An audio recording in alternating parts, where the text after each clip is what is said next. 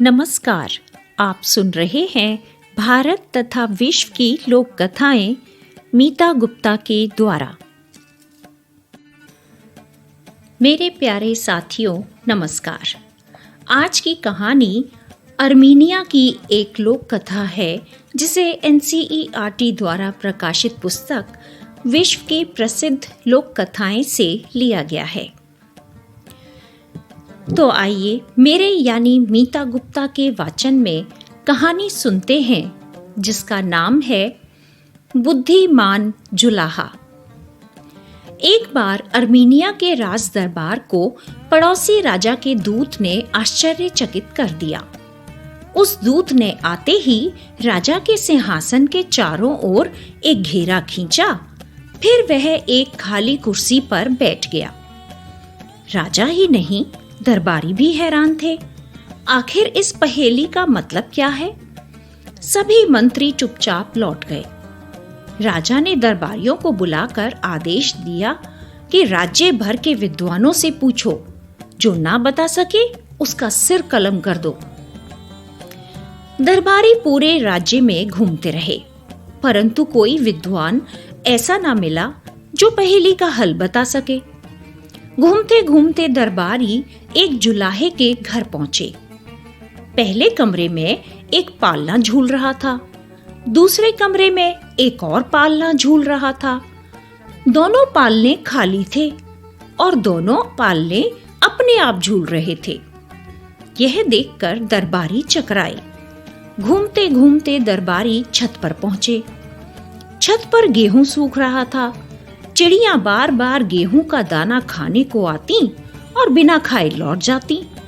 दरबारी देखते रह गए, चिड़िया गेहूं के दाने खा क्यों नहीं रही? तभी उन्होंने देखा कि सरकंडों का एक पंखा अपने आप चल रहा है। ऐसा आज तक किसी ने न देखा था। दरबारी हैरान होकर नीचे उतर आए। तभी उन्होंने देखा कि एक कोने में बैठा जुलाहा कपड़े बुन रहा था। दरबारियों ने उससे पूछा, तुम्हारे घर में यह क्या चमत्कार है? पालने अपने आप झूल रहे हैं, चिड़िया गेहूं के दाने नहीं खा पा रही हैं, पंखा अपने आप चलता है। जुलाहा बोला, यह कोई चमत्कार नहीं है, मैं कपड़ा बुन रहा हूं ना। मेरे हाथ में 3 रस्सियां और हैं। 2 रस्सियों से पालने झुला रहा हूं, एक से पंखा चल रहा है। पंखे की तेज हवा ने ही चिड़ियों को गेहूं खाने से रोक रखा है। यह सब तो मैं रोज ही करता हूं। दरबारी बड़े खुश हुए। उन्होंने जुलाहे को दरबार की पहेली बताई। जुलाहे ने कहा, इसमें परेशान होने की क्या बात है? चलो मैं तुम्हारे साथ चलता हूं।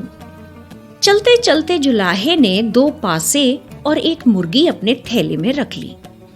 जब दरबार में पहुंचे तो जुलाहा दूत के पास जाकर बैठ गया। उसने दोनों पासे उसके सामने फेंक दिए। अब विदेशी दूत ने अपने थैले से मुट्ठी भर बाजरा निकाला और जुलाहे के सामने फैला दिया। जुलाहा तो पहले ही तैयार था। उसने मुर्गी को बाजरे के दानों के पास छोड़ दिया। मुर्गी सारे दाने चट कर गई। यह देखकर विदेशी दूत ने राजा का अभिवादन किया और चुपचाप चला गया। परंतु राजा की समझ में कुछ ना आया। उसने जुलाहे से पूछा, यह सब क्या हुआ भाई? तब जुलाहे ने बताया, दूत आपसे कह रहा था कि उसके देश का राजा चढ़ाई करने वाला है।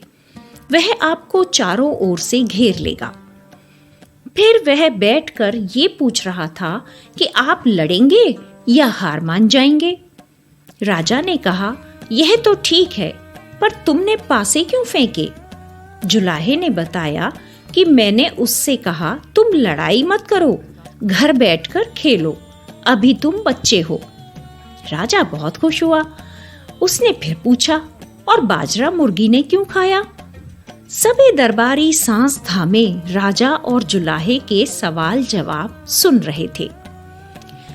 जुलाहे ने बताया, बाजरे के दानों का मतलब था कि उनके पास बहुत सारे सैनिक हैं। हमारी मुर्गी ने सारे दाने खा लिए। मतलब यह हुआ कि हम उनके सारे सैनिकों को मार डालेंगे। यह सुनकर दूत भाग गया। राजा जुलाहे की सूझबूझ से बहुत खुश हुआ। राजा ने जुलाहे को बहुत सारा इनाम दिया। राजा चाहता था कि जुलाहा दरबार में मंत्री बनकर रहे, पर जुलाहा न माना। वह अपने घर वापस लौट गया। तो साथियों, यह कहानी बताती है कि अपनी अक्ल का प्रयोग करके हम कई काम एक साथ भी कर सकते हैं और थोड़ी सूझबूझ लगाकर बिना कही बातों का अर्थ भी समझ सकते हैं। अभी आप सुन रहे थे अर्मीनिया की लोक कथा बुद्धिमान जुलाहा, जो NCERT द्वारा प्रकाशित पुस्तक विश्व की प्रसिद्ध लोक कथाएं से ली गई थी। आशा है आपको कहानी पसंद आई होगी और ये कहानी मूल रूप से किस देश की है, ये जानकारी भी आपको मिलती होगी। अगर बात सही लगे तो मेरे पॉडकास्ट को लाइक, फॉलो और शेयर जरूर करें। धन्यवाद।